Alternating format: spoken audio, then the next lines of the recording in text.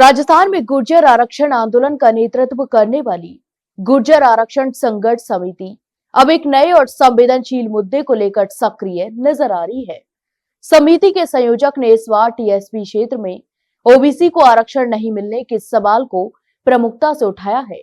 लंबे समय से टीएसपी इलाके में रहने वाले ओबीसी वर्ग की ओर से आरक्षण की मांग होती रही है, लेकिन अब इस मांग को संगठित रूप में तेज करने की तैयारी भी दिख रही है।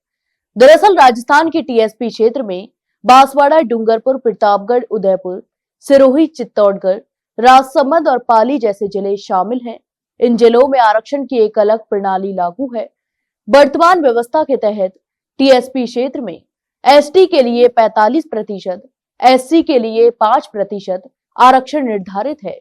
इसके बाद बची हुई 50% सीटें अनारक्षित मानी जाती हैं, जिनमें ओबीसी, एमबीसी और ईडब्ल्यूएस सहित सभी वर्गों को सामान्य श्रेणी में भी प्रतिस्पर्धा करनी पड़ती है। आसान शब्दों में कहें तो टीएसपी क्षेत्रों में ओबीसी को नॉन टीएसपी की तरह अलग से कोई आरक्षण लाभ नहीं मिला। गुर्जर आरक्षण संघर्ष समिति के संयोजक विजय भैसला का कहना है, यह व्यवस्था संवैधानिक समानता के सिद्धांत के खिलाफ है। यहां तक कि उन्होंने तर्क दिया कि संविधान के अनुच्छेद 14 से 16 सभी पिछड़े वर्गों को समान अवसर देने की बात करते हैं। उन्होंने कहा कि नॉन टीएसपी क्षेत्रों में ओबीसी को 21%, एमबीसी को 5% आरक्षण का लाभ मिलता है, जबकि टीएसपी क्षेत्रों में यही वर्ग अनारक्षित श्रेणी में ही रखे गए हैं। इससे एक ही राज्य में एक ही वर्ग के लिए दो अलग अलग आरक्षण नीतियां लागू हो जाती हैं, जो न्याय संगत नहीं है। विजय भैसला ने स्पष्ट मांग रखी है कि टीएसपी क्षेत्र में जो 50% सीटें अनारक्षित हैं, उनमें सब आरक्षण लागू किया जाए।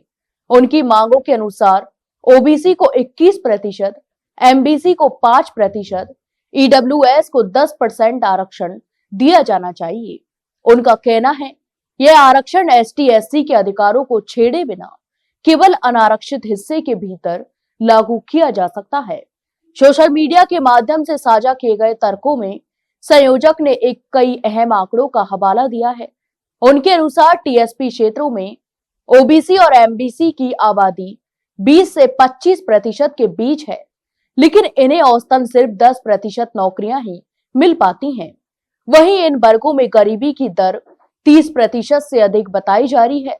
एनएसएसओ के आंकड़ों का हवाला देते हुए उन्होंने कहा कि टीएसपी क्षेत्रों में ओबीसी और एमबीसी वर्ग की साक्षरता दर राज्य औसत से 10 से 15% कम है। संयोजक का कहना है कि बिना किसी आरक्षण या विशेष सुविधा के इन वर्गों को प्रतिस्पर्धा के लिए छोड़ देना प्राकृतिक न्याय के सिद्धांतों के खिलाफ है।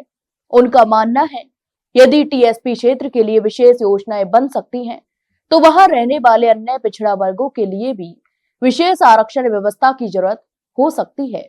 अब यह देखना बड़ा ही दिलचस्प होगा कि टीएसपी क्षेत्र में ओबीसी, एमबीसी और ईडब्ल्यूएस के लिए उठी यह मांग राज्य की राजनीति और सरकार की नीतियों को किस दिशा में ले जाती है।